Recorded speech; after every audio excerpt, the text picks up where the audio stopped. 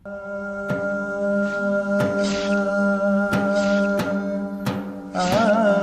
लीला एक आध्यात्मिक सहवास.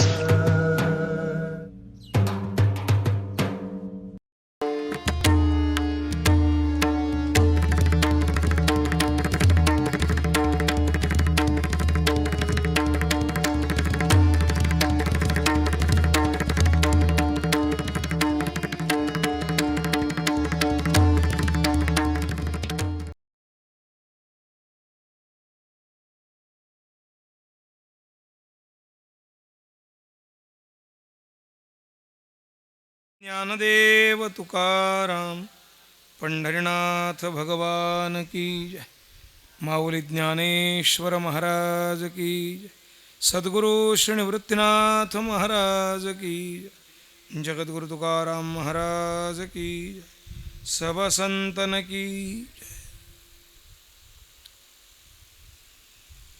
योऽन्तः प्रविश्य मम वाचमिमां प्रसुप्तां सञ्जीवयत्यखिलशक्तिधरस्वधाम्नाम् अन्यांश्च हस्तचरणश्रवणत्वगादीन् प्राणान्नमो भगवते पुरुषाय तुभ्यं. यदक्षरमनाख्येयम् आनन्दमजकेवलं श्रीमन्निवृत्तिनाथेति ख्यातं दैवतमाश्रयेत्. सद्गुरु श्री निवृत्तीनाथ महाराज की.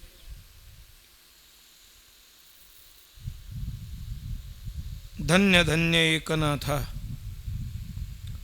तुमचे चरणी माझा माथा. दासोपंताचा अभिमान गेला होताची दरुशन. दत्तात्रेय चोपदार तेथे उभे काठीकर. यवन अंगावरी थुंकला प्रसाद देऊनी मुक्त केला. निळा शरण तुमच्या पाया अनन्य भावे नाथराया. धन्य धन्य एकनाथा तुमचे चरणी माझा माथा.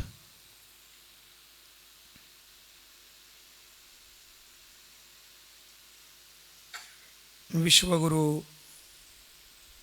सद्गुरु श्री निवृत्तीनाथांच्या सान्निध्यात मंदिराचा जो जीर्णोद्धार झाला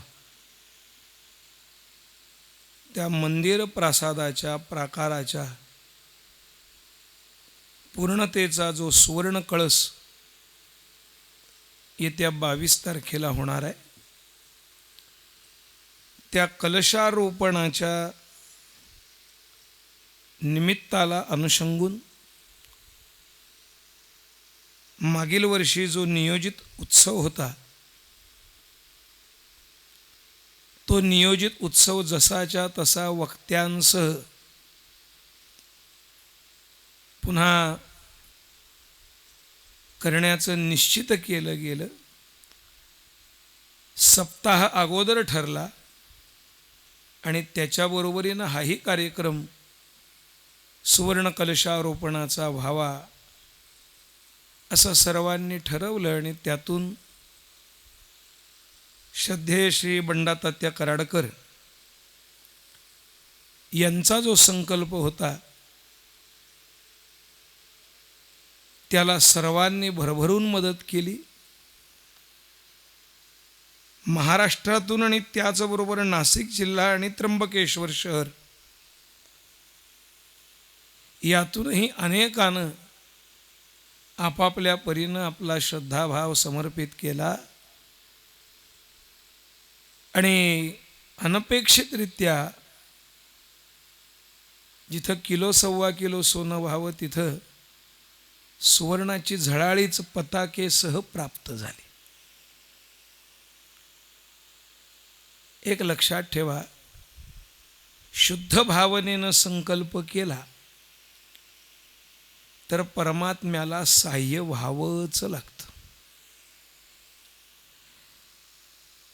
या व्यतिरिक्त जर अंतःकरणामध्ये धर्मकार्य असो समाजकार्य असो ते करताना काही वेगळे भावभावना किंवा उद्दिष्ट असतील तर त्याला मात्र तसाच तडाखा दिल्याशिवाय काळ आणि देव दोन्ही राहत नाहीत. लौकिका पुरती नोहे माझी सेवा, अनन्य केशवा दास तुझा, असं म्हणणारे तुकोबार आहेत. त्यामुळं सद्गुरू श्री निवृत्तीनाथांच्या चरणाशी आपला श्रद्धाभाव समर्पित करावा. ज्ञानोबारायांवर ज्यांची कृपा परिपूर्ण आहे, त्या कृपेचा काही लेश आपल्या वाट्याला यावा, या उद्देशानं आणि तुम्हा आम्हा सर्वांचा हा श्री गुरूंच्या उपासनेचा प्रयत्न आहे. काल सुंदर सोहळा असा सुवर्णपट स्थापनेचा झाला. काल आपण बघितलं, एकदा एखादं कार्य करवून घ्यायचं असलं की नाथ महाराज व्यवस्थितरित्या ते कोणाच्या माध्यमातून करवून घेतील आणि कसं करवून घेतील सांगता येत नाही. 25 वर्षापूर्वी माऊलीच्या 700व्या समाधी सोहळ्याच्या निमित्तानं चक्रांकित महाराजांनी आळंदीला सुवर्णपट पसायदान आणि ज्ञानदेवाष्टक सोन्याच्याच पत्र्यावर माऊलीच्या मंदिरात समर्पित केलं होतं. आणि त्यानंतर 25 वर्ष 2 तप जावी लागली. त्याच्यानंतर अवघ्या 3-4 वर्षात त्यांनी संकल्प केला की आपल्याला असं करायचं. त्याला आकार येत येत येत मूर्तरूप होत होत पुढे 8-10 वर्ष गेली आणि ते प्रत्यक्षात यायला 25 वर्ष जावं लागली. पण जे झालं आहे ते काम भव्य दिव्य अत्यंत सुंदर असं झालं. तसंच कदाचित मागील वर्षी या सप्ताहाचं स्वरूप अजून वेगळं असतं, पण निवृत्तीनाथांना डावरे बाबांच्या माध्यमातून, कारण कोनांबेकरांनी केलेली जी निवृत्तीनाथांची सेवा आहे ती खूप वेगळ्या स्वरूपाची आहे. नेहमी आपण पाहतोय पायीवारीत असताना कधी काही विषय निघाला, काही विचार निघाला, काही विवाद निर्माण झाला, प्रत्येकाच्या वेगवेगळ्या भूमिका असल्या तरी जोपर्यंत डावरे भाऊंची भूमिका प्रकट होत नव्हती ते अगोदर एकतर बोलत नव्हते, आणि बोलले ती भूमिका एवढी मार्मिक असायची की त्याच भूमिकेशी सगळ्यांना तिथं स्थिर व्हावं लागायचं. 5-5 पिढ्यांची परंपरेनं तिथं सेवा आहे. निवृत्तीनाथ महाराज अशाच प्रकाश झोताच्या बाहेर राहणाऱ्यांकडनं आपली सेवा करून घेतात. लक्षात ठेवा, सोपं नाही आहे, उगाच नाही होत. कुठे आजही बाळकृष्ण भाऊ कधीही प्रसिद्धी करता पुढं जात आहेत असं कधी आपल्याला दिसणार नाही. जी त्यांच्या वडिलांची म्हणजे पंढरीनाथ भाऊंची सेवा होती तेच स्वरूप त्यांनी टिकवलं. आणि म्हणून निवृत्तीनाथांनी मागच्या वर्षी होणारा सोहळा सप्ताह या वर्षी नियोजित केला आहे. मनसा चिंतितम कार्यम दैवमन्यत्र चिंतयेत. आपण काहीही संकल्प केला, कितीही निश्चयानं केला, तरी परमात्मा दैव वेगळ्या पद्धतीनं त्याचा विचार करत असतो आणि त्या पद्धतीनं त्या संकल्पाची पूर्तता करून घेत असतो. एवढं मात्र नक्की झालं, कदाचित असं म्हणेन मी की मागच्या वर्षी केलेली पत्रिका, त्या पत्रिकेत कोणताही बदल न होता वक्त्यात विषयात सगळेच्या सगळे पुन्हा याही सप्ताहात आहेत. हे जणू महाराजांनी निवृत्तीनाथांच्या चरणी आम्हा लोकांना आयुष्य मागून घेतल्यासारखं आहे. कारण या वर्षभराच्या काळामध्ये जीव काही घालमेल झाली आहे. म्हणजे यावर्षी जेवढी पुण्यतिथीचे कीर्तनं कोविडमुळे गेलेल्या लोकांचे वारकऱ्यांचे करावे लागलेत सगळ्या कीर्तनकारांना, तेवढे पूर्वी कधी नव्हते. या सगळ्यांच्या मध्ये आमचे कुणाचे नंबर लागले नाहीत. निवृत्तीनाथांनी आम्हाला ठेवलं त्यांच्या सेवेकरता. हा सुद्धा जवळजवळ बॉन्ड लिहून घेतल्यासारखा आहे. आम्ही तर असं समजतो की ती पत्रिका म्हणजे आमच्याकरता ठेवलेला बॉन्ड आहे. त्यामुळे नाथांनी सेवेकरता आम्हाला ठेवलं आहे. माझ्या वाट्याला आलेला विषय आहे. मी जास्त याची चर्चा करत नाहीत. त्यावेळेस केलेलं नियोजन अर्थात लहवीतकर महाराजांचं नियोजन होतं. आत्ताही ते आहेतच. या सगळ्या कार्याच्या मागे प्रेरणा देताना महाराज नेहमी काय असावं, सर्वांचा समावेश कसा होईल आणि कशा पद्धतीनं ते आपल्याला करून घेता येईल याचा विचार करत असतात, नियोजन करत असतात. आणि तुम्ही आम्ही खेळीमिळी गदारोळी आनंदे अशा पद्धतीनं सर्वांकडनं नाथांची सेवा करून घेत असतात. माझ्या वाट्याला जी प्रवचन सेवा आली आहे त्या प्रवचन सेवेला काही एक उद्दिष्ट या नियोजकांनी ठेवलं आहे. आपण नेहमी संत बहिणाबाई महाराजांचा अभंग लक्षात घेतो, ऐकतो. भागवत धर्म मंदिराच्या उभारणीचं ते रूपक आहे. ज्ञानदेवे रचिला पाया उभारिले देवालया, नामातयाचा किंकर जेणे केला हा विस्तार, जनार्दनी एकनाथ खांब दिला भागवत, तुका झाला से कळस भजन करा सावकाश, बहिणा किंवा बहिणी फडकती ध्वजा, निरूपणा केले ओझा. या अभंगामध्ये भागवत धर्म मंदिराच्या या चारही भक्कम असणाऱ्या या उभारणीमध्ये ज्यांचा खूप महत्त्वाचा सहभाग आहे, भूमिका आहे, त्या ज्ञानोबाराय, नामदेवराय, नाथराय आणि तुकोबारायांचा चौघांचा एक वेगवेगळ्या विशेषणानं उल्लेख केला आहे. भागवत धर्म मंदिराचा आधार पाया हा खांबाचा आधार आहे, इमारतीचा आधार आहे. पण वरती असणाऱ्या छपराचा आधार आहे खांब. जेवढा खांब भक्कम तेवढा वरचं छप्पर भक्कम.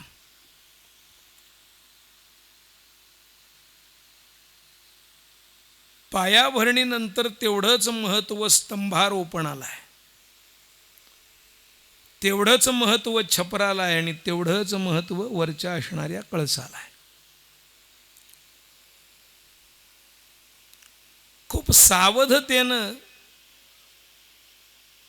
जेव्हा एखादं समोर उद्दिष्ट ठेवून, स्वप्न ठेवून निर्मिती करायची असते तेव्हा त्या निर्मिकांना आणि स्वप्न पाहणाऱ्यांना अत्यंत बारकाईनं त्याचा विचार करावा लागतो. हाच विषय या चारही संतांच्या बाबतीत का दिला असेल निळोबारायांपर्यंत म्हणून विचार आहे. हे भागवत धर्म मंदिराचं स्वप्न पाहिलंय ते सद्गुरू श्री निवृत्तीनाथांनी. आपल्याला हे माहिती असेल, असावं. मुळात नाथ संप्रदाय हा निर्गुणोपासक असणारा, अलक्ष निरंजन असणाऱ्या त्या परमतत्वाचं चिंतन करणारा संप्रदाय. 3500 वर्षापूर्वी या नाथ संप्रदायाचा उगम झाला. त्या काळात झाला ज्या काळामध्ये जैन आणि बौद्ध यांचं प्रमाण, यांच्या विचाराची दिशा आणि यांच्या नास्तिक मताचा प्रभाव वेगळ्या अंगानं, विशेषतः रजोगुण प्रधान अंगानं वाढत होता. ज्या काळात सनातन धर्माचे उपासक कर्मकांडाच्या आणि कर्मठतेच्या अतिरेकी असणाऱ्या, अत्युच्च असणाऱ्या शिखराकडे होते. मूर्तीपूजेचं अवडंबर, त्याचे दोष, त्याविषयी असणारी लोकांची आंधळी दृष्ट्या की मंदिरातला असणारा देव आपल्या साह्याकरता धावून येईल, म्हणून आपण स्वतःच्या संरक्षणाकरता काहीच करायची गरज नाही, चमत्कार घडेल आणि देव वाचवेल. परमात्मा असा कोणाला वाचवण्याकरता येत नसतो, लक्षात ठेवा.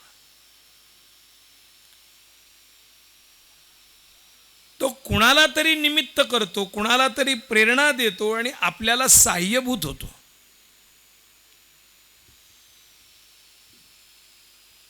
तेव्हा दाहीर राजावर आक्रमण झालं इसवी सन 937 पूर्व. त्यावेळेस त्या ठिकाणी राहणाऱ्या, त्या बंदरात राहणाऱ्या लोकांनी विचार केला, अरे एवढं मोठं मंदिर आहे. सांगणारे पुरोहित, त्या ठिकाणचे असणारे धर्मगुरू सांगत होते, जोपर्यंत या मंदिरावरचा ध्वज आपला आबाधित आहे, फडकताय, तोपर्यंत कुणाची आपल्याकडे वाकडी दृष्टी करण्याची ताकद नाही. अरे परमात्मा स्वतः याचं रक्षण करतो. आता दिलेली प्रमाण, दिलेला शब्द, त्या धर्मगुरूवरचा, त्या सांगणाऱ्या महात्म्यावरचा विश्वास, या सगळ्याचा परिपाक आक्रमकांनी आक्रमण केलं तरी प्रतिकाराकरता, युद्धाकरता कोणी उभं राहिलं नाही. देव करेल की आमचं रक्षण. हातात शस्त्र घेऊन आक्रमण करणाऱ्यावर तेवढ्याच तीव्रतेनं प्रतिकाराला सामोरं गेलं पाहिजे. हे स्वत्व, ही शौर्याची जाणीवच या अतिरेकी कर्मकांडानं नाहीशी केली होती. या सगळ्याचा परिपाक असा झाला,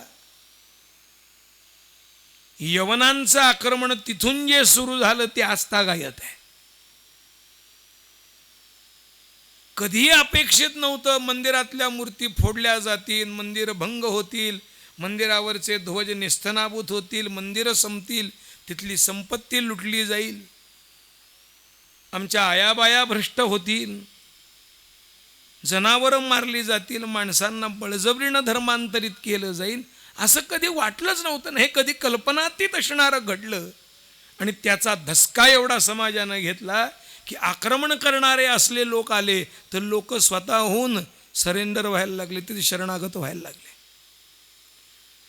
स्वतःचं स्वत्व, त्यातलं स्फुल्लिंग जागवणार कोण? त्या काळात गुरु गोरक्षनाथांनी, गुरु मच्छिंद्रनाथांनी संपूर्ण भारतामध्ये फिरून प्रत्येकाच्या, अरे नसेल मंदिरातला देव नसू देत, आवश्यकता नाही त्या मंदिरातल्या देवाची, देव परमात्मा सर्वत्र व्याप्त आहे, तो नाही अशी जागा नाही, त्या निर्गुणाचं, त्या अलक्षाचं, त्या निरंजनाचं ध्यान करा, म्हणून सर्वांना त्या निर्गुणोपासनेकडे लावलं. ते निर्गुणोपासक काय आहेत नाथ संप्रदाय, याचं कारण ते.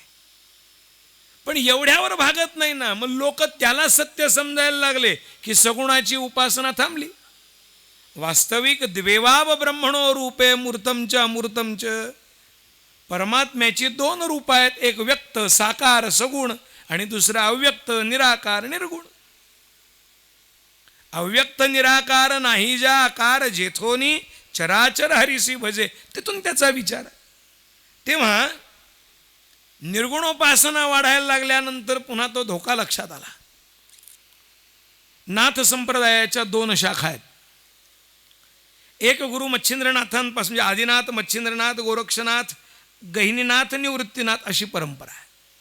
आणि दुसरी परंपरा मत्स्येंद्रनाथ, गोरक्षनाथ, म्हणजे आदिनाथ, मत्स्येंद्रनाथ, गोरक्षनाथ, आदिनाथ, उमा, मत्स्येंद्र, गोरक्ष, ही जी आपली गहिनी निवृत्तीचं नमन माझे म्हणून आपण जी परंपरा सांगतो ती एक, आणि आदिनाथ, उमा, मच्छिंद्र, गोरक्ष, जालंधर, चरपटीनाथ वगैरे ती परंपरा संपूर्ण नवनाथांची ती वेगळी.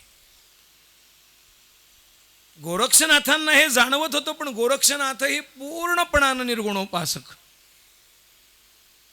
गहिनीनाथांना मात्र हे जाणवलं, समाजाची धारणा स्थिर होण्याकरता, वृत्तीस्थैर्याकरता कुठंतरी आधार पाहिजे, आलंबन पाहिजे.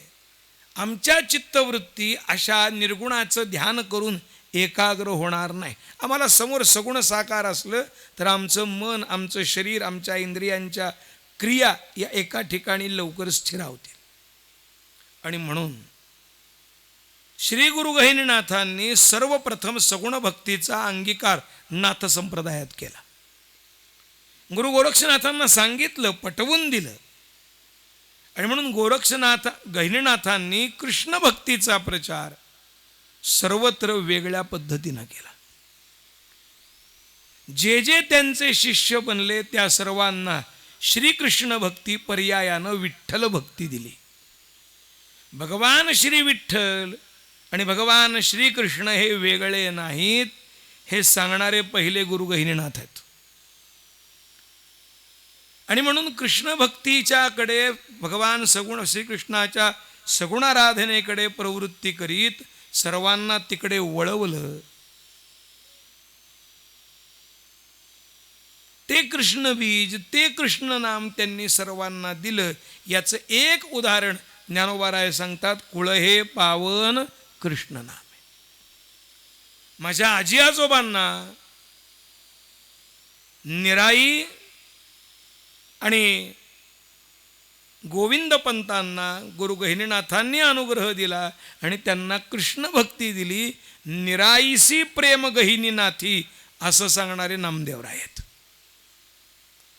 ज्ञानोबारायांचं चरित्र सांगताना नामदेवराय सांगतात, निराबाईंना गहिनीनाथांविषयी अपार प्रेम, अपार श्रद्धा. कारण निराईंना गहिनीनाथांनी कृष्ण भक्ती दिली, विठ्ठल मंत्र दिला. आणि त्या उपासनेतनं वृद्धापकाली जो मुलगा झाला त्याचं नाव विठ्ठलपंत आहे. हे निराई आणि गोविंदपंत वारकरी आहेत पंढरीचे. याचे अनेक उल्लेख सोलापूरच्या संबंधानं, मंदिरासंबंधानं आहेत. आळंदीला जे बाहेर मंदिर आहे ज्ञानोबारायांच्या मंदिराशेजारी हरिहरेंद्र स्वामींचा जो मठ आहे, तिथं जे उल्लेख आहेत त्यामध्ये या सगळ्याचा विचार येतो. मला तो विषय सांगायचा नाही, मला मुद्दा एवढाच सांगायचा आहे. ही सगुण भक्तीची परंपरा गुरु गहिनीनाथांनी पुढे कुणा माध्यमातनं करवावी याचा विचार केला. आणि ब्रह्मगिरी परिक्रमेच्या निमित्तानं आलेल्या सद्गुरू श्री निवृत्तीनाथांना जवळ घेतलं आणि श्री गुरु निवृत्तीनाथांवर कृपा करून निवृत्तीनाथांना आपलं अद्वयाब्जिनी वैभव परंपरेनं प्राप्त झालेलं सिद्ध सिद्धांत पद्धतीसह जसंच्या तसं दिलं. पिंडे पिंडाचा ग्रासू तो हा नाथसंकेतीचा दंशू. म्हणून जे ज्ञानोबाराय ज्ञानेश्वरीत शेवटी वर्णन करतात, परंपरा सांगतात, ते श्री गुरु गहिनीनाथांनी दिलेलं निवृत्तीनाथांना बाळकडू आहे. आणि तिथे निवृत्तीनाथांच्या डोळ्यासमोर महाराजांनी दिलेलं ध्येय आहे. गहिनीनाथांनी सांगितलेलं उद्दिष्ट आहे की सध्याच्या काळामध्ये कळी, म्हणून वर्णन जे ज्ञानोबाराय करतात, कळी गिळतू या भूता आला देखोनी निरुता. या भूतमात्रांना हा कलिकाळ ग्रासायला आलेला आहे. हा कलिप्रभावात हा समाज नष्टभ्रष्ट होईल हे जाणीवेनं लक्षात घेऊन जी गुरु गोरक्षनाथांना मीननाथांनी म्हणजे मत्स्येंद्रनाथांनी ते आज्ञा श्री गोरक्षनाथा दिधली मिनी, मीननाथांनी म्हणजे मत्स्येंद्रनाथांनी दिली, तीच पुढे गुरु गहिनीनाथांनी मला दिली. समोर उद्दिष्ट खूप मोठं आहे की कोणी असो, केवळ पुरुषांनाच आणि केवळ त्रैवर्णिकांनाच भक्तीचा, उपासनेचा, ज्ञानाचा अधिकार आहे असं नाही. जो जो म्हणून भगवंताचा अंश आहे तो जर भगवंताचा अंश आहे, जे जे भेटे भूत ते ते मानिजे भगवंत. जर भगवान सांगतात की संपूर्ण प्रत्येक जीव माझा अंश आहे, ममैव अंशो जीवलोके, या जीवलोकामध्ये जन्माला आलेला प्रत्येक जीव, मनुष्य नाही म्हटलाय, प्रत्येक जीव माझा अंश आहे. आणि या प्रत्येक जीवाचा उद्धार होणं, त्याला भगवत स्वरूपता प्राप्त होणं हा त्याचा अधिकार आहे. कारण शेवटी तो माझा अंश आहे. माझा अंश माझ्यामध्ये एकरूप झाल्याशिवाय राहूच शकत नाही. अंशी आणि अंश दिसायला दोन असले तरी शेवटी ते एकच आहेत. केव्हा न केव्हा तरी तो मला येऊन मिळणार. मग जर तो माझा आहे, माझंच स्वरूप आहे, हे भगवान सांगतायत, तर आम्ही त्याच्या अधिकाराला, त्या एकत्वाच्या अधिकाराला नाकारणारे कोण? म्हणून प्रत्येक जीव भगवत प्राप्तीचा, भगवत कृपा प्राप्तीचा, भगवंताच्या स्वरूपात एकत्व प्राप्त करणारा मोक्षाधिकारीच आहे. ठीक आहे ना. कर्ममार्गानं चित्तशुद्धीपूर्वक पुढे जाऊन ज्ञानमार्गानं तो पुढे गेला तर कुठल्याही मार्गानं जाऊ देत, पण त्याला मोक्षाचा अधिकार आहे. आणि म्हणून मोक्षाची सोडी बांधी करीत ही संत मंडळी बाहेर पडली. मोक्षाची सोडी बांधी करी ज्ञानोबा हे बाहेर पडले. निवृत्तीनाथ प्रकट रूपानं कुठेही प्रकट झाले नाहीत, पण अबाल वृद्धांना, अबाल सुबोधे ओवियेचे नि प्रबंधे ज्ञानोबाराय जे वर्णन करतात, त्यामागे प्रेरणा कुणाची? ज्या क्षणी रेड्यामुखी वेद बोलविला, गर्वद्विजांचा हरविला. पुढे वर्णन काय आहे? शांतीरूपे प्रकटला ज्ञानोबा माझा. जगाच्या पाठीवर न घडणारं अघटित घडलं. रेडा कधी वेद बोलतो का? आपण बोलला. आणि तोही या सगळ्या वैदिकांच्या समोर बोलला. त्यांना जेवढं स्पष्ट बोलता येत नव्हतं, उच्चार करता येत नव्हतं, जिथे ते अडखळत होते ते सुद्धा सुधरवीत बोलला. मी नाही सांगत, बोबदेवांचे शब्द आहेत. समाजाची धारणा बदलली पाहण्याची. जे कुतूहलानं, चिकित्सेनं आणि घृणेनं पाहत होते ते श्रद्धेनं, आदरानं, प्रेमानं, आपुलकीनं आणि आपला आधार म्हणून या चारही भावंडांकडे बघायला लागले. पहिलं काम केलं असेल ज्ञानोबाराय निवृत्तीनाथांनी. ज्ञानोबारायांना सांगितलं, या सगळ्यांना सोपा मार्ग सांगा, तो नामपाठाचा. कलौतधारी कीर्तनात हेच जर साधन आहे, कलियुगा माझी करावे कीर्तन हेच जर साधन आहे, नाम साधना हीच जर कलीतलं, अनेक दोष असतील हो. कलेर दोष निधे राजन यस्ती एको महान गुणान. अनेक दोष असतील, पण एक गुण आहे ना, स्मरणादेव तद विष्णू संपूर्ण स्यादिती श्रुती. मग इथं केवळ भगवत नामाचा जागर झाला पाहिजे, गजर झाला पाहिजे. कसा करता येईल? त्याकरता प्रत्येकाला नामसाधन हरिपाठाच्या निमित्तानं सांगितले. एवढ्यावरही भागणार नाही. जे विद्वान आहेत, जे जिज्ञासू आहेत, जे चिकित्सक आहेत, जे वेगवेगळ्या प्रकारच्या तर्क मीमांसा अधिकांमध्ये अडकलेत, त्यांना सुद्धा निरुत्तर करणारं, विचाराला प्रवृत्त करणारं आणि एक दिशेनं घेऊन जाणारं निश्चित स्वरूपानं तत्वज्ञान विषय तुम्ही मांडला पाहिजे. जोपर्यंत गीता उपनिषद भाष्य आणि ब्रह्मसूत्र भाष्यावर स्वतंत्रपणानं टीका केली जात नाही, तोपर्यंत आचार्यत्व सिद्ध होत नाही ना. मग या सगळ्यांचा मतितार्थ ज्या भगवद्गीतेमध्ये आलेला आहे, जे उपनिषदाचे सार असं जे आहे, जे योगविद्येचे ब्रह्मविद्येचे भांडार असं जे आहे, ते तुम्ही लोकांकरता प्रकट करा. आणि म्हणून ज्ञानोबारायांना आणि सद्गुरूंनी आज्ञा दिली ज्ञानेश्वरीवर टीका करण्याची. हे सगळं कशा करत आहे? हे सगळं भागवत धर्म मंदिराचं पाहिलेलं स्वप्न ते प्रत्यक्षात आणण्याकरता केलेली रचना आहे. म्हणून या भागवत धर्म मंदिराचं स्वप्न, याचं प्रोजेक्शन, याचं असणारा आराखडा तयार करणारे निवृत्तीनाथ आहेत. म्हणूनच ते विश्वगुरू आहेत. उगाच नाही म्हटलंय विश्वाचा तो गुरु स्वामी निवृत्तीदातारू. कोण म्हणतंय हे कोण म्हणतंय? हे नाथ महाराज म्हणतात. लक्षात ठेवा. माझा जो चिंतनाचा विषय मला दिलाय, त्या विषयाचा विस्तारच त्याच्याकरता मी आत्ता केलाय पूर्वपीठिकेला.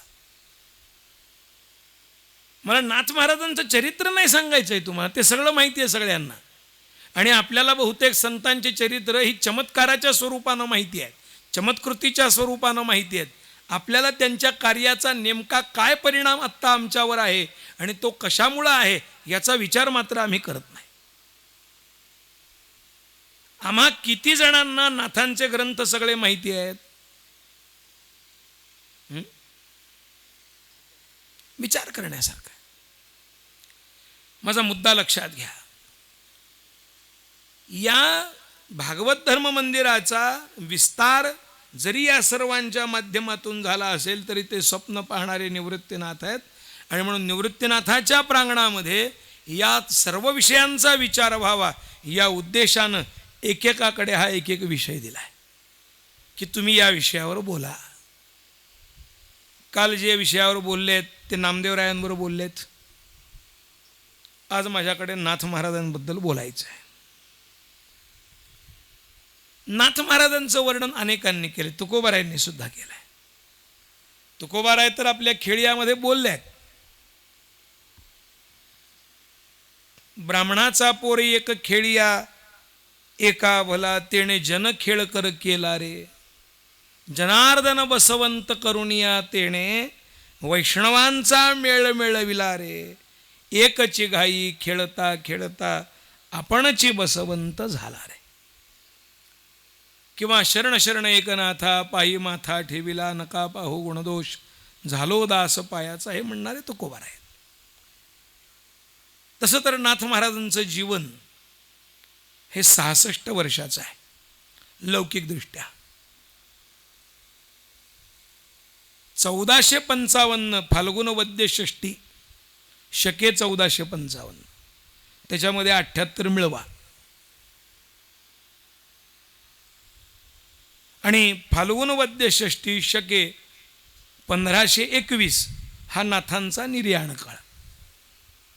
नाथांच्या जीवनामध्ये फाल्गुन वद्य षष्टी हे खूप महत्त्वाची आहे. याच दिवशी नाथांचा जन्म आहे, याच दिवशी त्यांची आणि श्री गुरु जनार्दन स्वामींची भेट आहे, याच दिवशी नाथांना गुरु अनुग्रह आहे, याच दिवशी जनार्दन स्वामींनी देह ठेवला आहे आणि याच दिवशी नाथांनी देह ठेवला आहे.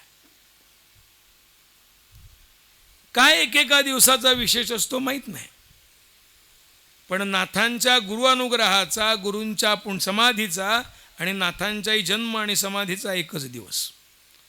एखादे क्वचित भाग्यवान असतात बरं का, जन्मतिथी आणि मृत्यूतिथी एकच. आत्ता अगदी आत्ताचं उदाहरण मागच्या वर्षीचं, याच त्र्यंबक बाबा भगत, जन्मतिथी आणि निर्याण तिथी एकच.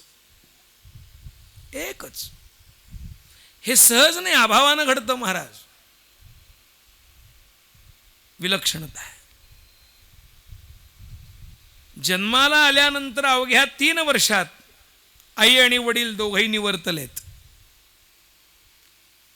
बरं, तसं काही कुठं साध्या कुळात नाही, अत्युच्च आणि तेही वैष्णवाच्या कुळात जन्म झाला. भानुदासाचे कुळी महाविष्णूचा अवतार म्हणून त्यांचं वर्णन आहे.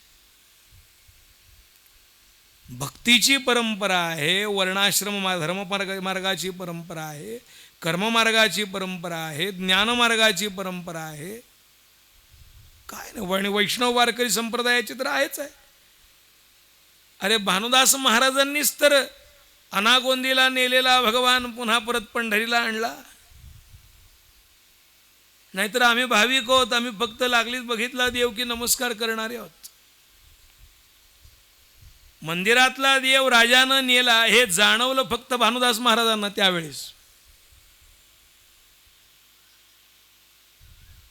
जाऊन तिथून देवाला आणलाय आणि तेव्हापासून पंढरीत रथोत्सव आणि चातुर्मास सुरू झाल्याचा इतिहास आहे. या सगळ्यांचे म्होरके, या सगळ्यांचे नेतृत्व करणारे पुढारी म्हणून नाही, सध्याच्या भाषेत पुढारी, या सगळ्या वैष्णवांच्या अग्रणी भानुदास महाराज आहेत. त्यांचे पुत्र आहेत चक्रपाणी, त्यांचे पुत्र आहेत सूर्यनारायण आणि त्यांचे पुत्र नाथ महाराज आहेत.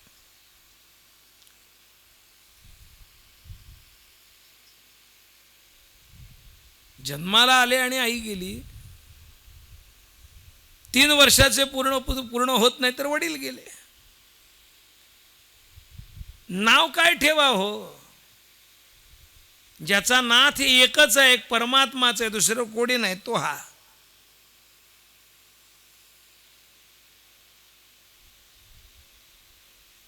संस्कार हे लहानपणापासून होत असतात. ज्ञानोबारायांचाच काही अवतार कार्य शेष राहिलंय, ते पूर्ण करण्याकरता झालेला अवतार म्हणजे नाथरायांचा अवतार आहे. ज्ञानोबारायांचा अवतार म्हणजे एकनाथ महाराज, आणि तुकोबाराय म्हणजे नामदेवरायांचा अवतार. जगद्गुरु तुका अवतार नामयाचा संप्रदाय सगळ्यांचा येथोनिया हे निळोबाराय वर्णन करतात. तसा हा ज्ञानाचा एक आहे. पायाही यांनी बांधला आणि खांबही यांनीच दिला. मुख्य महाविष्णू चैतन्याचे मूळ म्हणून जी संप्रदाय परंपरा नाथ महाराज सांगतात,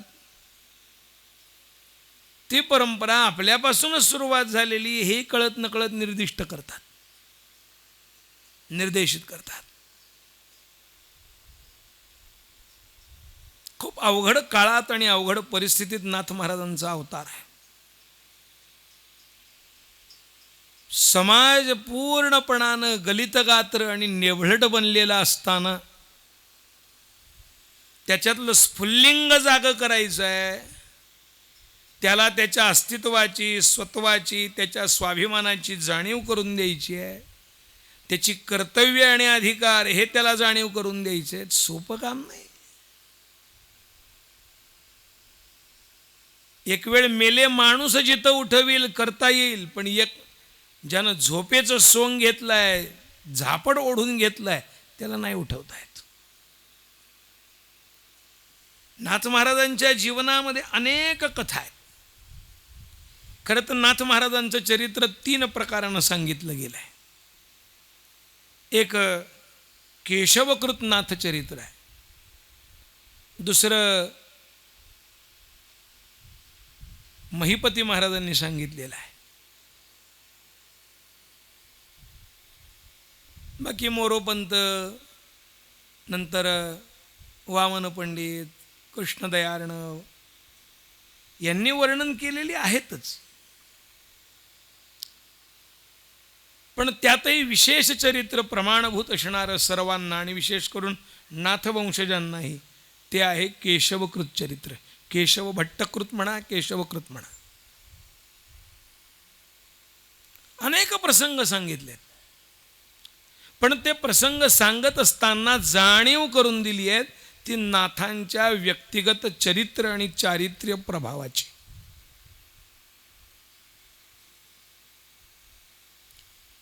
शांती म्हटली की आम्हाला नाथ महाराज आणि कदरयू 2च आठवतात. सोपं आहे. वृत्तीस्थैर्य टिकवणं हे सगळ्यात कठीण गोष्ट आहे परमार्थात. उलट धार्मिक क्षेत्रातला, आध्यात्मिक क्षेत्रातला उपासक थोडं जरी काही किंचितचं उणदुणं घडलं तर लवकर अधिक अशांत होतो, वृत्ती त्याची उफाळून येते, त्याला आवडत नाही. मोर सेन्सिटिव्ह असतो तो, जास्तीत जास्त संवेदनशील असतो तो. नाथ महाराज संवेदनशील आहेत, पण स्वतःच्या बाबतीत पूर्ण नियंत्रित आहेत.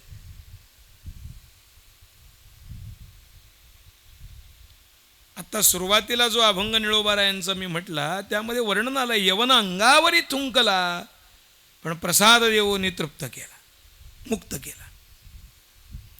साधूचा स्वभावच आहे प्रसाद देणं, पण मुक्त केला म्हणजे त्याला सोडवला लोकांच्या रोषापासून, असाही त्याचा अर्थ करत चला.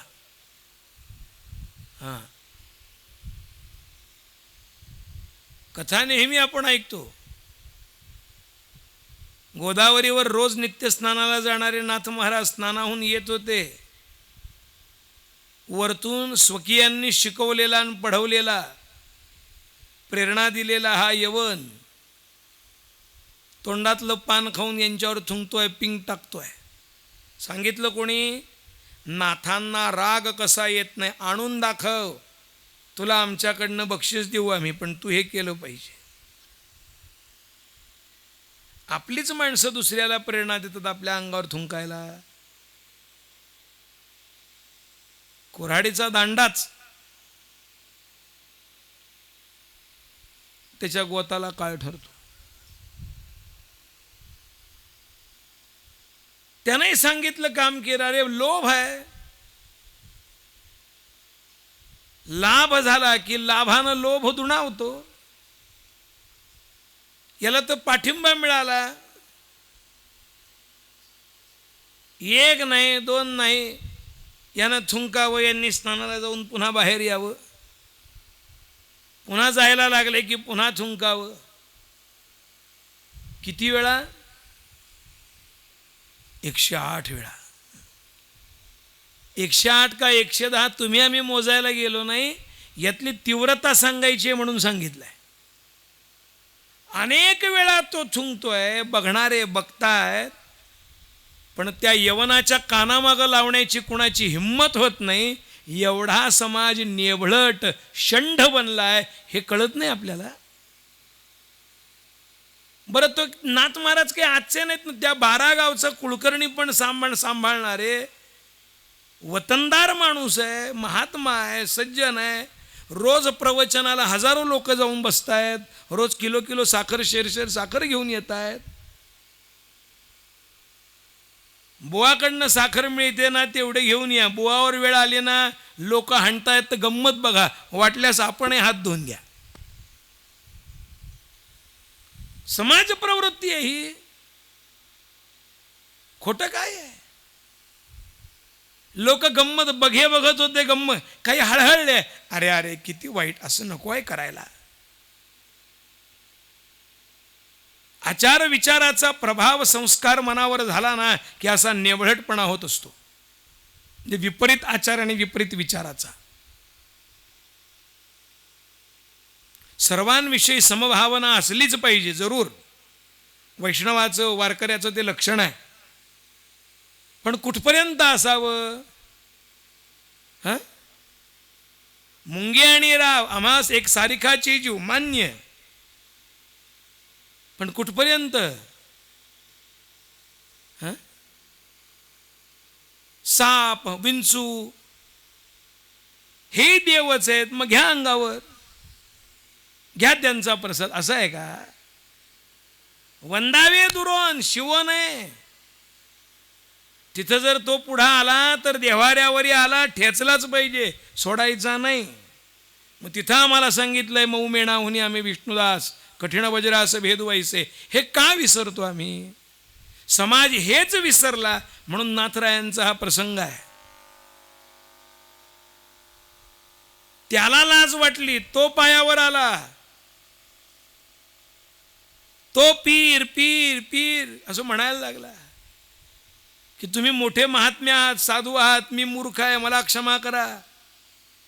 नाथ महाराज काहीच बोलले नाहीत. काय बोलायचं?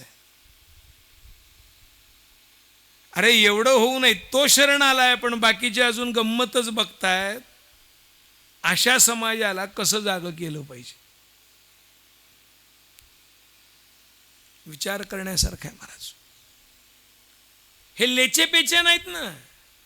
हातात शस्त्र घेऊन आपले श्री गुरु गडावर नसताना, देवगिरीवर नसताना आलेल्या आक्रमणाला 3 दिवस सामोरे जाणारे, त्या आलेल्या शत्रूला पराजित करून पळवून लावणारे नाथ आहेत. वयाच्या 12व्या वर्षी घरातनं निघून गेले, जनार्दन स्वामींच्या जवळ राहिले, शिकले, शरीर कमवलं, विद्या मिळवल्या, मल्लविद्या, शस्त्रविद्या, अस्त्रविद्या सर्व प्राप्त केलं ना. असं नाही लेचेपेचे काम. बलोपासना, शरीरानं केलेला व्यायाम, मनानं केलेलं ध्यान, म्हणजे मानसिक स्थैर्य, शारीरिक स्थैर्य आणि विचारानं प्राप्त झालेलं बौद्धिक स्थैर्य, चिंतनानं, या सगळ्या स्थैर्याचा परिणाम आहे वृत्ती निर्विकार होत असते. नाथराय राहिलेत ना तसे. अरे किती एकाग्रता प्राप्त करावी. नाथांच्या जीवनाचं ध्येय आहे गुरुसेवा. कारण त्यांच्या समोर आदर्श आहे ज्ञानोबारायांचा. आपण नेहमी अभंग म्हणतो आणि शेवट आहे त्याचा ज्ञानोबारायांचं वर्णन करणारा. नाथ महाराज वर्णन करतात, गुरुसेवे लागी जाण शरण एका जनार्दन त्रैलोक्याचे जीवन ज्ञानोबा माझा साधकाचा माय बाप. गुरुसेवे लागी जाण. माझ्या ज्ञानोबारायांसारखा गुरुसेवक दुसरा कोणी नाही. म्हणून त्यांची गुरुसेवा पाहून हा जनार्दनाचा एका त्यांच्या चरणी शरण आहे. अरे जे ज्ञानोबाराय जिवंतपणी आणि मेल्यानंतर माझ्याकडनं कशी गुरुसेवा घडावी याचा संकल्प करतात, तीच भावना ज्यांच्या अंतःकरणात आहे, या गुरुसेवकांच्या जोड्या आहेत हो. ज्ञानोबाराय निवृत्तीनाथ, नाथ महाराज जनार्दन स्वामी, कल्याण स्वामी आणि समर्थ रामदास स्वामी जोड्या आहेत या. गुरु मच्छिंद्रनाथ आणि शिष्य गोरक्षनाथ जोड्या आहेत. डोळा काढून द्यायची तयारी ठेवणार आहेत वड्यासाठी. आपण नेहमी नवनाथाच्या चरित्रामध्ये ऐकतो की नाही, काया वाचा मने जीवे सर्वस्वे उदार, हे लक्षण आहे महाराज. त्या वृत्तीनं राहणारे नाथराय आहेत. एक पैची चूक सापडत नाही, ताळा बसत नाही, हिशोब झालाय पण पडताळा होत नाही, म्हणून 3 रात्र आणि दिवस अखंड जागून काढणारे नाथराय आहेत.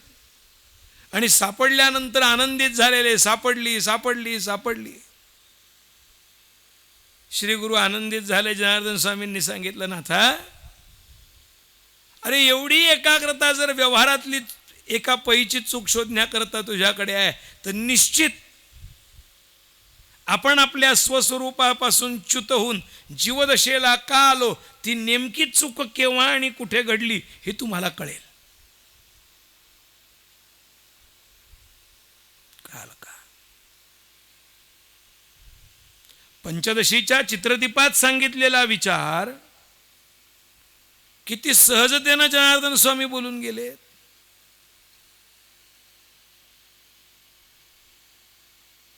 अरे स्थिर वृत्तीमध्ये पडलेलं हे प्रतिबिंब आहे. त्या प्रतिबिंबाला ज्या क्षणी सत्य समजलो त्या क्षणी भ्रमित झालो. त्या क्षणी कल्पनेपासून कल्पिला जो ठेवा तेणे पडाय गोवा नेणे हरी. पण ज्या क्षणाला जाण आली त्या क्षणाला किती वेळ लागला. त्या शब्दांनी नाथांची वृत्ती पूर्ण स्थैर्याला प्राप्त झाली. सोपं नाही ना. एकाग्रता, तल्लीनता, तन्मयता, नेहमी उत्साह, तारुण्यता,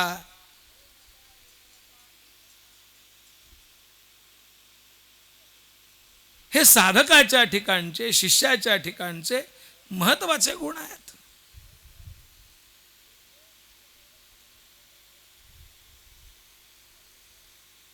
परिप्रश्नेन सेवया हे नाथांच्या जीवनाचं स्वरूप आहे. उद्धटपणानं नाही कधी, पण सहजतेनं काढून घेणं, कसं काढून घ्यावं हे त्यांना चांगलं कळतं. श्रीगुरूंकडनंही मिळवलंय आणि समाजाकडनंही तेवढंच मिळवलंय. समाज मन जोखून त्या समाज मनाला परिवर्तित करणं आणि केवळ प्रशंसकाला नाही विरोधकालाही आपलंसं करून घेणं हे नाथरायान इतकं कुणालाही जमलं नाही. भारुड पहा जरा. स्वधर्मियांना तर बोध दिलाच दिला, पण परधर्मियांनाही विधर्मियांनाही बोध देऊन त्यांनाही भगवत भक्तीकडे वळवलं. नाथरायांच्या त्या वाङ्मयाचा प्रभाव आपल्याला तुकोबारायांच्या वाङ्मयावर दिसतो.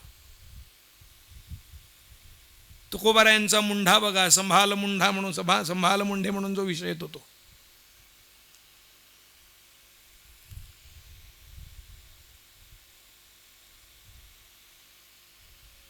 कितीतरी नाथरायांचं जीवन विलक्षण आहे. प्रत्येक बाबतीत विलक्षणता हो. या शूलभंजनावर जाऊन बसावं. या एका पैच्या चुकीतनं, त्या अनुभवातनं नाथरायांना सांगितलं, तू आता इथं थांबू नकोस, तू ध्यानाला जा. वृत्ती एकाग्र कशी करावी हे तुला जमताय ना, आता तुला या कामात अडकवायचं नाही, कारण तुझा सगळ्यात महत्त्वाचा साधनेचा वेळ आता आहे, जा. शूलभंजनाच्या पहाडावर पाठवलं. नित्य यांनी जावं, सकाळी निघावं, पहाटेच्या वेळेस सूर्यास्तापर्यंत ध्यानामध्ये वेळ घालवावा. योग साधनेच्या अष्टांग साधनेतनं नाथराय गेलेच. आपण नेहमी नाथ भागवतावर फोटो पाहतो, पाठीमागे नाथरायांच्या आणि नागराज आहेत तो फोटो. अरे एवढ्या लहान वयामध्ये, ज्या वयामध्ये लहान मुलं खेळतात, कुमारावस्थेमध्ये मुलं काय करतात, आणि इथे हे लेकरू येऊन बसताय, ध्यान करताय, काय करताय, कौतूहल वाटावं. सकाळपासून हे उपवाशी. गुराख्याला वाटलं त्यांना आपलं रोज कासंडी भरून दूध काढावं, यांच्यासमोर ठेवावं, वाट बघावी. त्रिप्रहरी यांना सावधपण आलं, वृत्तीवर आले की मग पुन्हा यांना सांगावं, महाराज हे घ्या ना. त्यानं जास्त चौकशी केली नाही, पण त्याचा भाव लक्षात आला. एवढ्या निबिड अरण्यामध्ये, एवढ्या वरती, आताही कठीण आहे जायला वरती. जिथं कधी गेलात तर जा शूलभंजनावर, देवगिरीच्या जवळ. तो काळ आठवा, ज्या अर्थी हा मनुष्य या ठिकाणी दूध घेऊन येतोय, त्या अर्थी याला प्रेरणा देणारा श्रीहरी आहे. त्यानं केलेली व्यवस्था आहे, मी नाकारू नये. पण ज्या दिवशी या गुराख्याच्या लक्षात आलं की हे एकटे नाहीत, पाठीमागं एवढा मोठा सर्पराज आहे, याच्या अंगाला दरदरून घाम आला, अंगाला वेढा दिलेला सर्प बघितला. हे जेव्हा यांचं वृत्तिभान पूर्ववत झालं, तेव्हा सांगितलं, माहिती आहे असं असं घडलं. स्वामींनी सांगितलं होतं काही विलक्षण घडलं की मला सांग. आणि मग भगवान दत्तात्रेयांची भेट अगोदर मलंग वेशामध्ये आणि नंतर प्रत्यक्ष घडवून दिली आहे. भगवान दत्तात्रेयांचे जे 3 आवडते शिष्य आहेत, त्यातले जनार्दन स्वामी आहेत. पहिले यदू, दुसरे कोण आहेत? सहस्त्रार्जुन, आणि तिसरे जनार्दन स्वामी.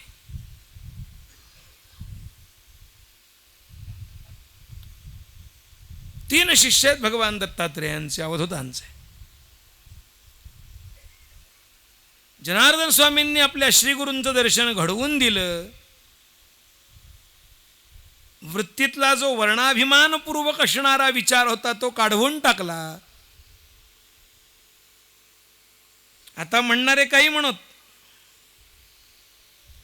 पण मलंग वेशातल्या, फकीराच्या वेशातल्या असणाऱ्या भगवान दत्तात्रेयांचं उच्छिष्ट प्रसाद यांना मिळाला हे आज म्हणत असलो तरी त्या क्षणी त्यांच्यासमोर फक्त मलंग फकीर होता.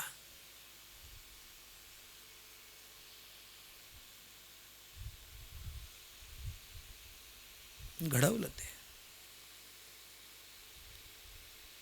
लक्षात आलं. काही रूपक कथांमधनं वेगवेगळं चरित्र आणि महिपती महाराजांनी मांडलंय. मला तो विस्तार करायचा नाही, मला एवढंच सांगायचं आहे, नाथांचं जीवन घडत घडत घडत घडत एका विलक्षण अवस्थेला आल्याबरोबर जनार्दन स्वामींनी सांगितलं, चला आपल्याला तीर्थयात्रेला जायचं. आणि तीर्थयात्रेच्या निमित्तानं पहिली तीर्थयात्रा नाथांची जी घडली आहे श्रीगुरूंच्या समवेत, ती त्र्यंबकेश्वराची घडली आहे.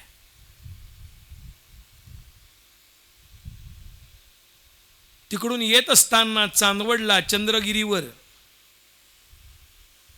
चंद्रंभट नावाचा ब्राह्मण त्याच्या मुखातनं चतुश्लोकी भागवत ऐकलं आणि ते ऐकल्यानंतर जनार्दन स्वामींनी सांगितलं, ऐकलं ना, हेच भागवताचं मूळ बीज आहे.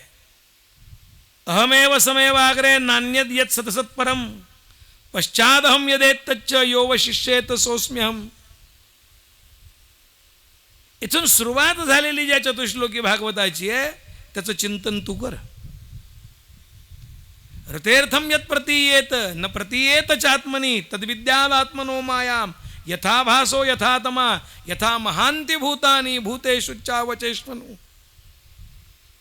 हे सगळं समजावून सांगितलं आहे. हे सांगितलं आहे ना, आता याच्यावर विचार करा, चिंतन करा, टीका करा. हा सांगितलेला विचार सहजपणानं समाजाला कळणार नाही, पण समाजासमोर दोनच मार्ग आहेत उद्धाराचे, एक अन्वयाचा आणि दुसरा व्यतिरेकाचा.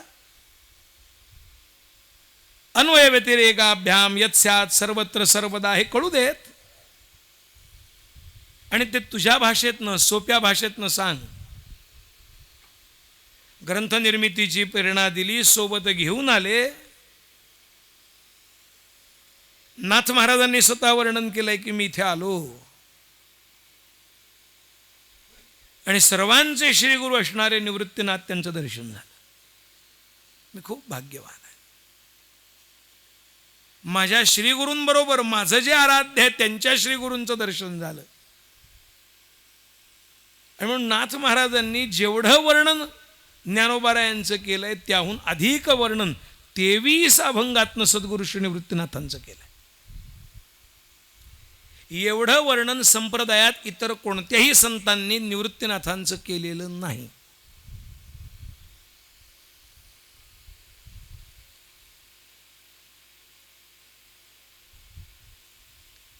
नाथांवर ही कृपा आहे. अशा अनेक गोष्टी सांगता येतील. मुळात वारकरी संप्रदायावर सर्वात मोठा उपकार ज्ञानोबारायांचा आहे, नाथ महाराजांचा आहे. तो 2 गोष्टींच्या माध्यमातून. नाथ महाराजांनी जर ज्ञानोबारायांच्या समाधीचा शोध केला नसता तर आज आळंदीला जाऊन डोकं ठेवायला नेमकं कुठं ठेवावं हे आपल्याला कळालं नसतं.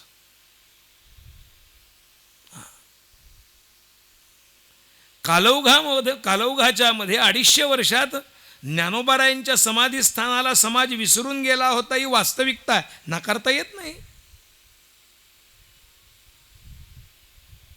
अरे ग्रंथ पूर्वीचा अतिशुद्ध परिश पाठांतरे शुद्ध अबद्ध एवं शोधोनिया एवं विध प्रतिशुद्ध सिद्ध ज्ञानेश्वरी हे नाथरायांना बोलावं लागतं. 250 वर्षाच्या काळामध्ये किती पाठभेद निर्माण झाले. ज्ञानोबारायांचं वाङ्मयीन स्वरूप म्हणजे ज्ञानेश्वरी आहे. ज्ञानेश्वरीच्या गळ्यालाच अनेकांचे फास लागले होते पाठभेदाचे. म्हणून अजान वृक्षाची ही मुळी तिथंही लागली आणि इथंही लागली, ग्रंथातही आणि प्रत्यक्षातही. दोन्ही ठिकाणचा हा गळ्याला लागलेला तात, गळ्याला लागलेला फास नाथ महाराजांनी दूर केला. एक वाङ्मय रूपानं आणि दुसरा प्रत्यक्ष समाधीचं संशोधन करून. या सगळ्याचा परिणाम आहे. नाथ महाराजांच्या कार्याचा सर्वात मोठा आणि वाङ्मयाचा सर्वात मोठा प्रभाव असेल तर तो श्री तुकोबारायांवर आहे.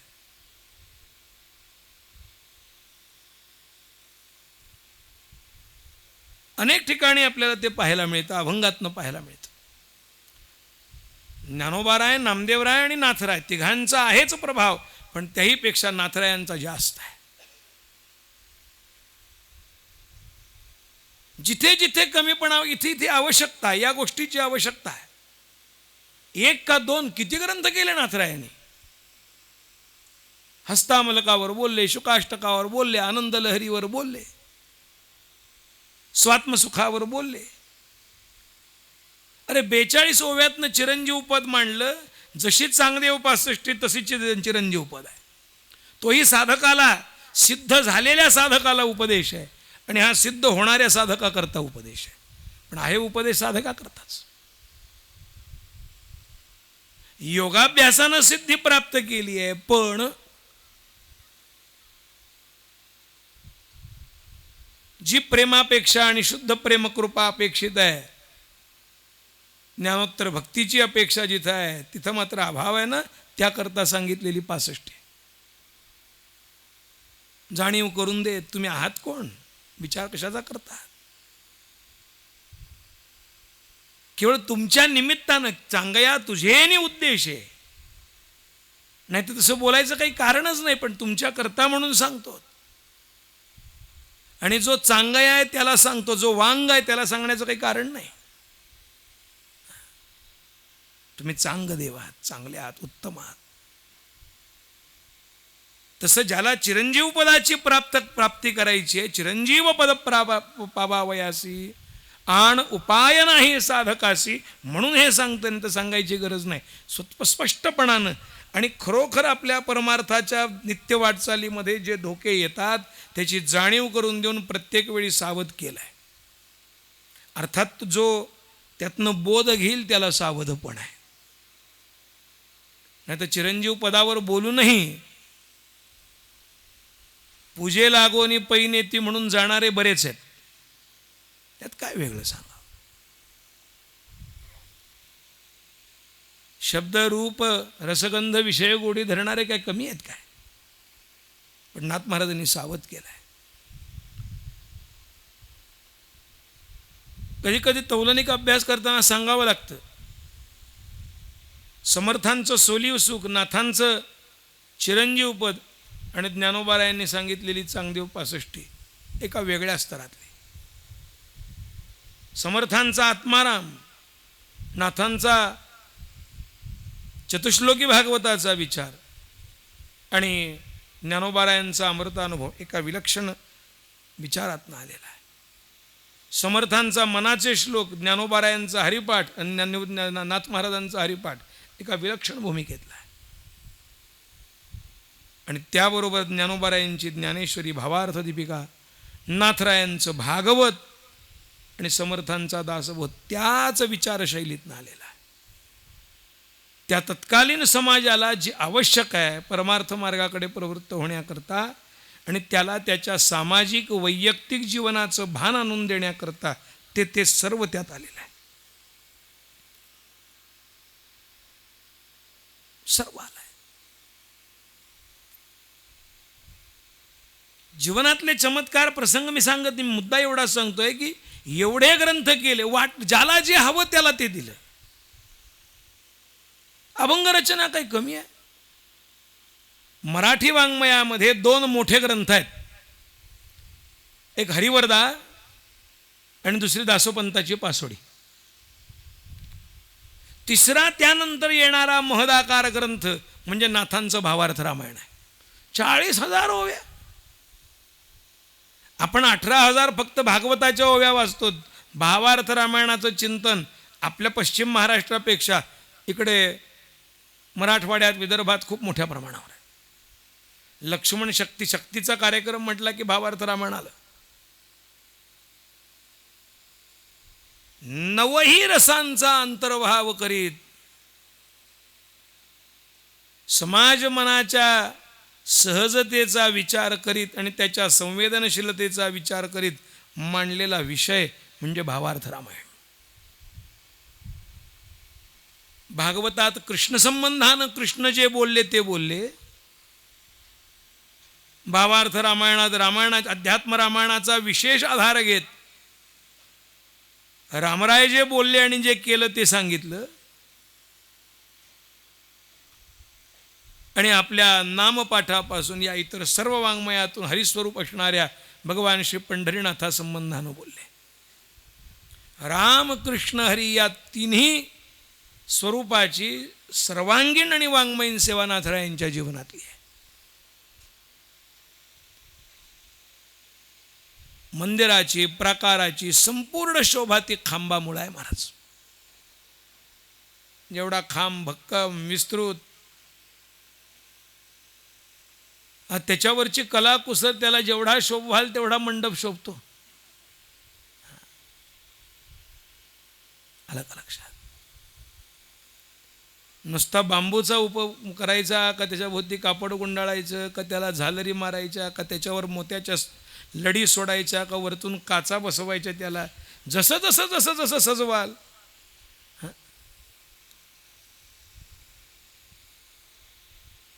तसा खांबनाथांनी सजवला आहे. सद्गुरू श्री निवृत्तीनाथांनी पाहिलेलं जे भागवत धर्म मंदिराचं, त्यांनी ज्या संकल्पनेतनं निर्माण केलेलं जे स्वप्न आहे, त्यातली आपल्या वाट्याला आलेली जबाबदारी नाथरायांनी परिपूर्ण केली. अरे ज्यांच्या दाराशी भगवान दत्तात्रय चोपदारकी करतात, दासोपंतांनी ते पाहिलं आणि अभिमान गेला. अंबाजोगाईचे दासोपंत, पासोडीकार,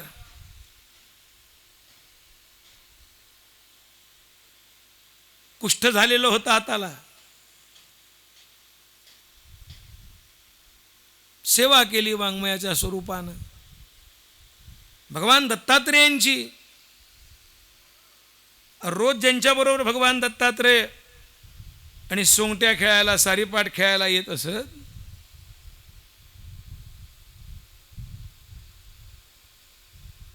त्यांची भेट जेव्हा नाथरायांच्या घराच्या बाहेर चोपदारकी करताना झाली, अभिमान गेला.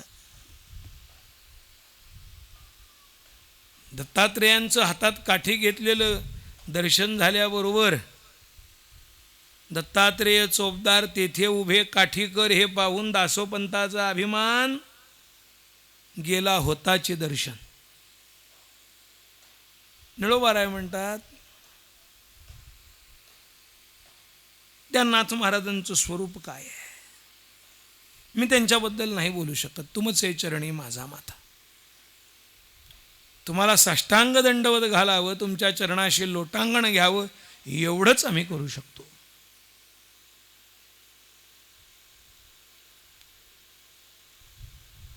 वृत्तीतलं स्थैर्य, वृत्तीतली शांती कशी असावी, निर्विकारता कशी असावी,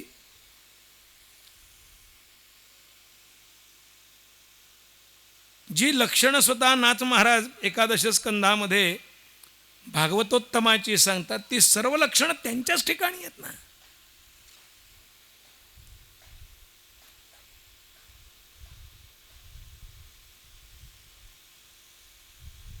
निष्क्रियम शांतम निर्वैर समदर्शन हा म्हणून जे वर्णन केलंय, अरे ज्यांच्या नुसत्या दर्शनानं आणि चरणरजाच्या स्पर्शानं आमच्या ठिकाणच्या वृत्ती स्थिर होतात, ते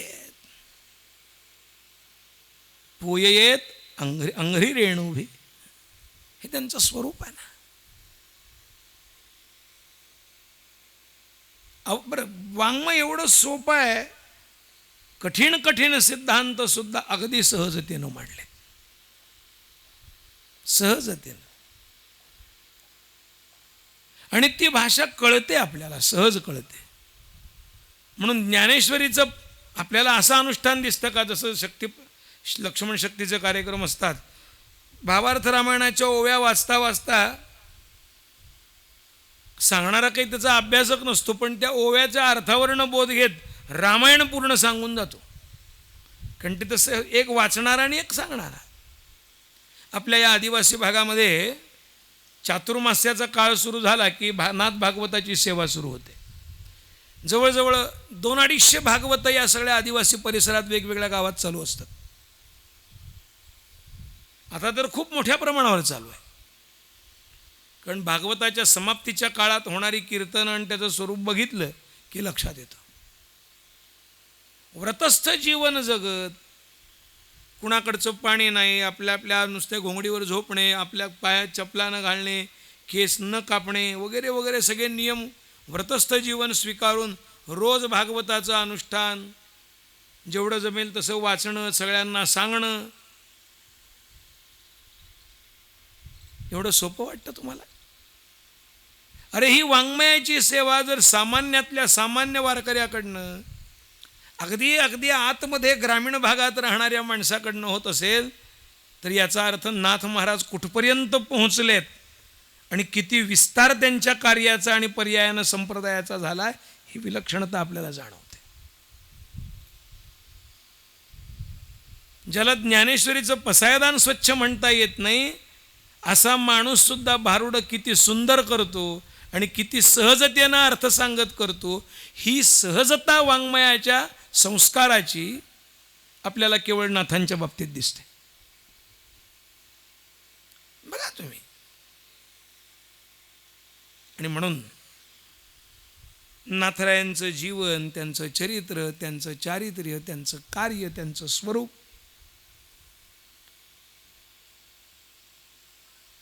याचा विचार ठेवला पाहिजे. गाथा आणि ज्ञानेश्वरीच्या चिंतनाबरोबर भागवताचं चिंतन आणि त्यातून कुठेतरी नाथ महाराजांच्या वाङ्मयाचं चिंतन आपल्याकडनं घडलं पाहिजे. त्या स्वरूपात आपल्याकडनं, म्हणजे सध्याचे जे या 60-70 वर्षातल्या पिढीतले वर्षाच्या पिढीचे एवढे आहेत ना, आत्ताच्या आजपासून 60-70 वर्षापूर्वीचे जे आहेत त्यांच्यावर तेवढा बाकीचे जुन्या लोकांकडे नाथ भागवताची प्रमाणं जेवढी होती, म्हणजे खेदानं सांगावं लागेल म्हणा, आम्ही त्याच्यातच आलोत. पण वैकुंठवासी महाराजांच्या कीर्तन प्रवचनातनं नाथ महाराजांच्या भागवताचे, रामायणाचे जेवढे दाखले मिळत असत,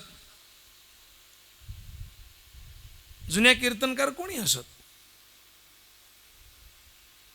तेवढी प्रमाणं, तेवढे दाखले आता मिळत नाहीत. कारण लवकर तिकडं पाहायलाच कोणी जात नाही, कठीण वाटतं. पण पाठ होण्याकरता सगळ्यात सोप्या ओव्या नाथ भागवतातल्या आहेत. आणि म्हणून जरूर आपण त्याचं चिंतन केलं पाहिजे. माझ्या वाट्याला आलेली ही सेवा सद्गुरू श्री निवृत्तीनाथांच्या चरणी समर्पित करतो.